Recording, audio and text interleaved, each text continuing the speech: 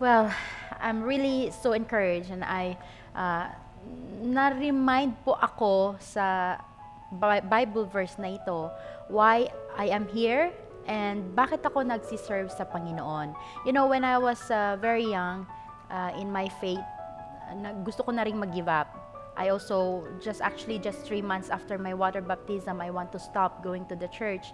Pero ito po yung Bible verse na iniremind sa akin ng Panginoon at makikita po natin sa Luke. Ito po ay makikita natin sa Luke chapter 1 at verses 38. Ito po yung sinabi ng anghel sa kay Mary, yung nanay po ni Jesus. At sinabi niya, during that time, he says that Mary will have a child, Jesus Christ, the Savior. Pero ang umudyok po sa puso ko, yung sagot ni Mary sa anghel. Ang sagot niya po dito sabi, sumagot si Maria, ako'y alipin ng Panginoon. Mangyari sa akin ang iyong sinabi. At nilisan siya ng anghel.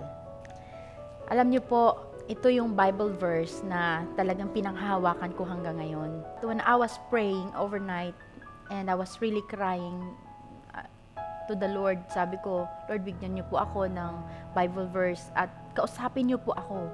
Ito po yung sinabi niya sa akin. It was written in English at sinabi, I am God's servant. Yan po yung dahilan na nandito ako ngayon. At yan po yung dahilan na patuloy po ako nagsiservisyo sa ating Panginoon. Kayo din po, I'm sure meron kayong desire na mag-serve sa ating Panginoon.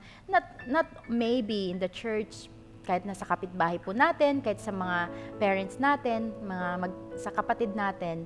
Serving is not just, showing. You can also serve by giving. You can also serve by doing things na hindi kaya ng iba.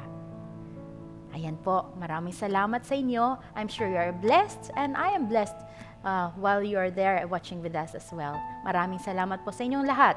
God bless you.